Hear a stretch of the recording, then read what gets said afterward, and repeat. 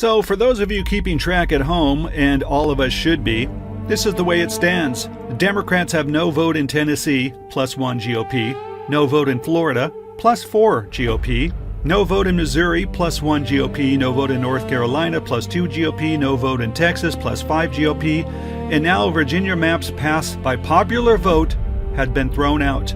At the time of this broadcast, the Virginia Supreme Court voided Democrats' attempt to redraw the state's U.S. House map in an April referendum. This is what the state voted on, and won. It was wiped away. The court ruled that the process of creating the referendum violated the state constitution. That's 4 more U.S. seats gone for Democrats. Already, Alabama, Louisiana, and Tennessee are rushing into special legislative sessions to eliminate majority-minority districts. They are moving fast. They are playing to win.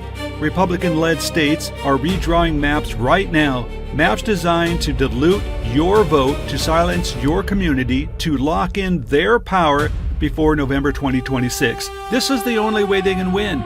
And what are our leaders doing? As Democrats, as progressives, as people who believe in this democracy, we should be furious, not just at Republicans. We know what Republicans do. We know exactly who they are. No, today we should also talk about our own house. We need to talk about Chuck Schumer and Hakeem Jeffries. Chuck Schumer, the Senate Minority Leader, the man who was supposed to be the firewall, has spent the last year giving Democrats reasons to lose faith in him. He caved in the shutdown fight. He bent the knee when he should have held the line. Progressive candidates from Iowa to Maine are calling for his resignation. His own base has turned on him. And the silence from his office in the wake of the voting rights catastrophe, deafening. Hakeem Jeffries, a man with talent, a man with a message, a man who could be the first black Speaker of the House, is watching his own caucus fracture. Dozens of Democrat House candidates won't even commit to backing him for the party leader if they win in 2026. He has drawn a primary challenger of his own. The grassroots energy that should be behind him is instead questioning whether he has the fight in him. What's going on with these two useless do-nothings? Does Trump have something on them? And while all of this is happening, while the Voting Rights Act is being dismantled brick by brick, Republicans are planning a full midterm convention, a national convention, in an election year with no presidential race. That is unprecedented. That is bold. That is a party that is hungry, organized, and energized. They're going to have Donald Trump on the stage. They're going to rev up their base. They're going to nationalize these 2026 midterms with everything they got.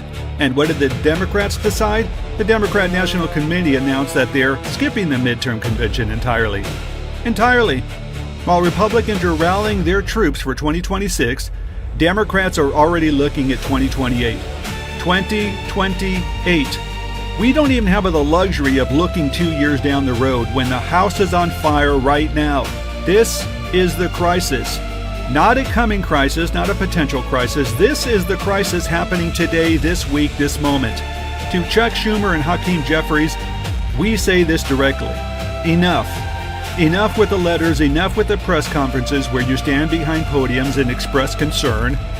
Enough with the carefully worded statements while black voters in Louisiana watch their representation get stripped away. Enough with the useless bullshit. Enough with the fake anger. We read right through you. The American people, your people, need leaders that will fight like the states are existential. Because they are. When the Voting Rights Act fails, democracy fails with it. When minority voters lose the power to elect candidates of their choice, we all lose.